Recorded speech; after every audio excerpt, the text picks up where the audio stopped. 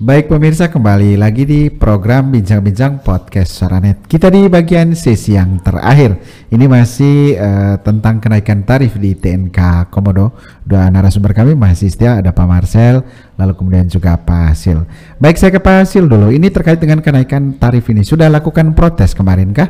Ya, terkait dengan kebijakan ini? Bukan hanya protes melalui demo, tapi kita juga menyurat. Surat kepada siapa itu? Kepada kementerian terkait di Jakarta, kemudian kepada istana. Ya. RI1, Oke, RI1 ya.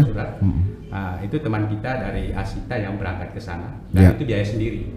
Biaya sendiri. Oh, biaya sendiri? Biaya sendiri, tidak. Mereka teman-teman yang ke sana. Terus dampaknya bukan hanya hotel dan restoran yang saya sebutkan tadi, itu termasuk UMKM. UMKM ini, pembinaan UMKM ini habis duit banyak sekali oleh pemerintah, pembinaan. Betul. Kemudian kemudian masyarakat petani juga yang supplier sayur ke hotel-hotel. Jadi kalau misalnya tetap ngotot dengan 3.750.000 itu, dampaknya bagi masyarakat Kampung Komodo yang dulunya mereka adalah nelayan dan sering menggunakan cara-cara instan untuk menangkap ikan, tapi berhasil pemerintah untuk mendatangkan para pengukir dari Bali, sehingga profesi mereka dari nelayan jadi pematung. Jadi patung-patung yang dihasilkan oleh masyarakat Kampung Komodo ini harapannya itu terjual kepada wisatawan itu. Ya.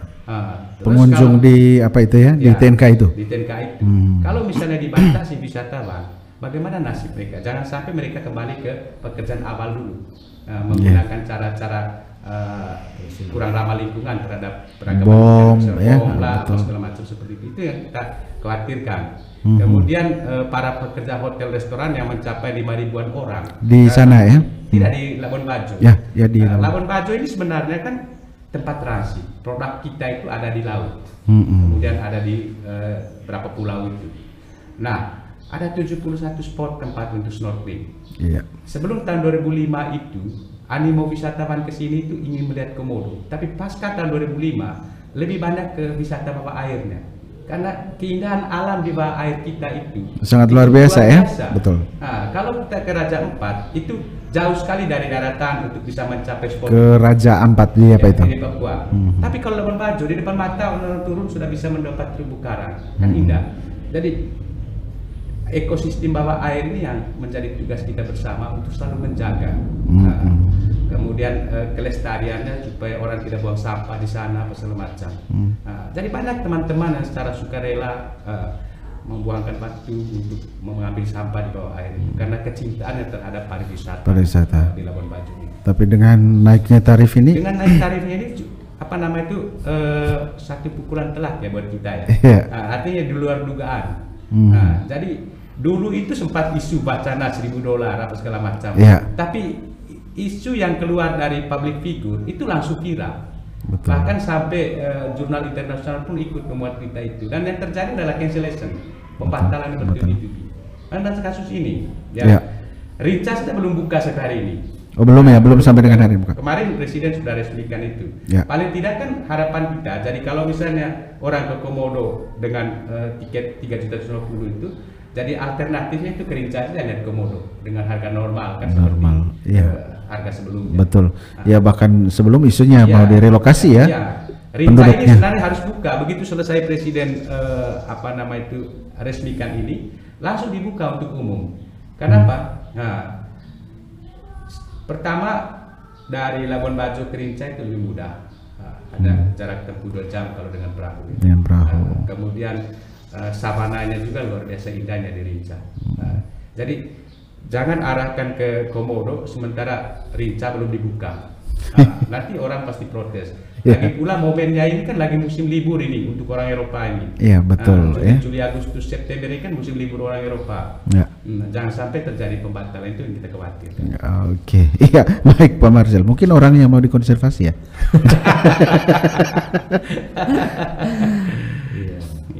Yang di apa itu? Yang di Komodo. Ya dari hal ini Pak Marcel. Mungkin prediksinya ke depan. Kira-kira kalau misalkan pemberlakuan tarif ini akan tetap dilaksanakan, kira-kira apa yang terjadi? Akankah ada resistensi yang semakin bertubi-tubi ataukah stay dan berjalan terus dari soal kebijakan publiknya? Ya tentu Bung Sive apa yang disampaikan oleh Ketua PRI tadi saya kira harus menjadi catatan serius pemerintah. Betul ya.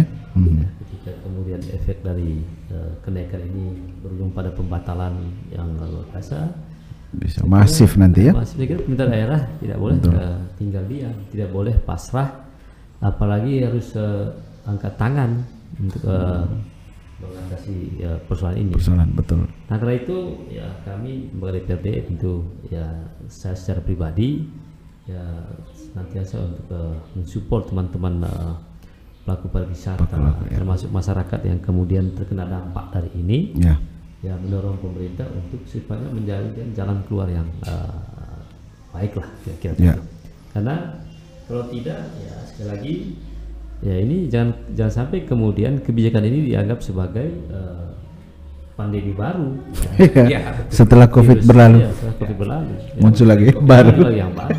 Dan betapa terpuruknya masyarakat ketika itu yang terjadi. Ya. Yang 2 tahun tidak berdaya, tiba-tiba datang kebijakan lagi yang akhirnya membuat ya ibarat sudah jatuh tertimpa tangga lagi. pula. Nah, ini kan model-model itu yang pertanyaan kita apakah kemudian pemerintah mendaki seperti itu. Saya kira sejak awal negara ini berdiri ya tujuan utamanya untuk menjadikan bonus komune atau kesejahteraan umum. Betul.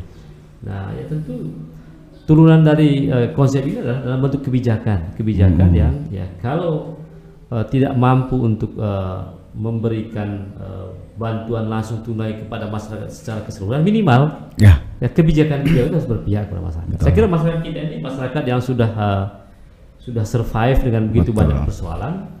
Ya, karena itu ya pemerintah mestinya mendukung dengan kebijakan-kebijakan yang bisa membantu. Betul, yang Sekali lagi, humanis posisi kami terutama ya di lembaga DPRD ya fraksi saya termasuk yang mendesak pemerintah daerah untuk mengambil sikap. Ya, harus berdiri bersama dengan masyarakat dan terutama teman-teman pelaku pariwisata untuk memberikan tanggapan atas kebijakan yang turun dari langit seperti ini kan yang muncul tidak tahu ya tiba-tiba muncul ini. Ya baik, kita di bagian akhir ini Pak Sil closing statementnya terkait dengan kebijakan naiknya tarif Taman Nasional Komodo sebesar 3.750.000. Wow. Ya, harapan kita kemarin begitu Bapak Presiden mengunjungi Labuan Bajo, kemudian ada aspirasi dari teman-teman kita yang demo segala macam itu bisa tersampai kepada Bapak Presiden, ternyata tidak.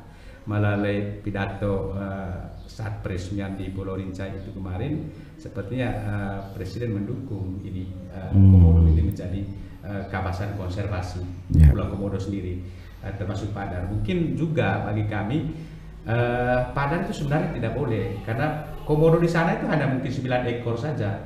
Orang ke Padar itu hanya tempat selfie, gitu. Jadi minimal itu Komodo pemberlakuan yang mulai tanggal 1 Agustus, rincanya harus buka sehingga orang yang tidak mampu beli karcis ke Komodo itu harus alternatifnya lihat Komodo di Pulau Rinca, seperti itu. Oke, baik, terima kasih Pak Sil dari Pak Dewan ini sudah. Ya,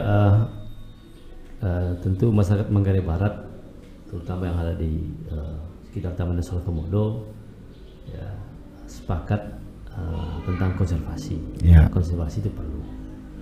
Tetapi ya sekali lagi kalau bicara tentang sejarah konservasi, ya saya kira tidak ada yang lebih baik daripada apa yang sudah dilakukan oleh masyarakat. Ya. Buktinya ya ada peningkatan jumlah komodo dan sebagainya.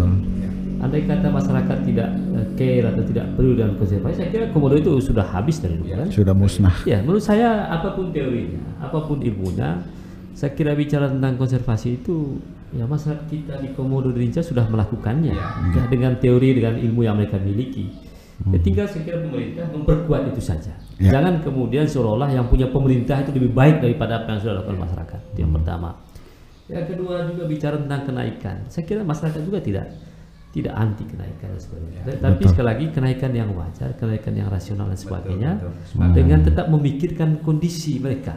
Ya. Tadi bicara soal bagaimana perubahan pola hidup, perubahan profesi dan nelayan, tapi itu bukan sesuatu yang seperti membalikan telapak tangan. Ini proses panjang. Ya.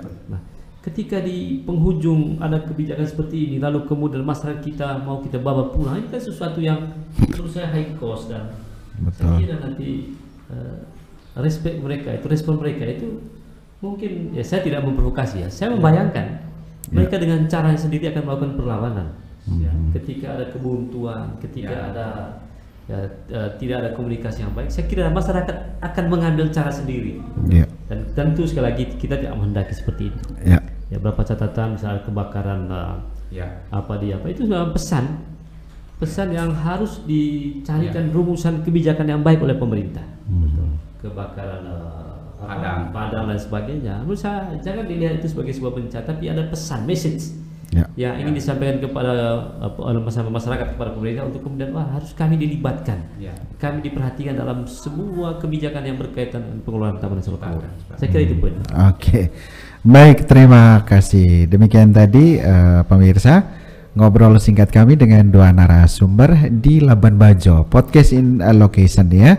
Sudah 2 hari kami berada di Labuan Bajo. Terima kasih Pak Marcel, lalu kemudian juga Pak Sel sudah banyak membahas tadi tentang pro kontra kenaikan tarif TNK yang mulai berlaku nanti pada tanggal 1 Agustus 2022, Rp3.750.000. Jadi per tahun, tidak tahu include apa di dalamnya. Apakah juga ada pelayanan, makanan dan lain sebagainya?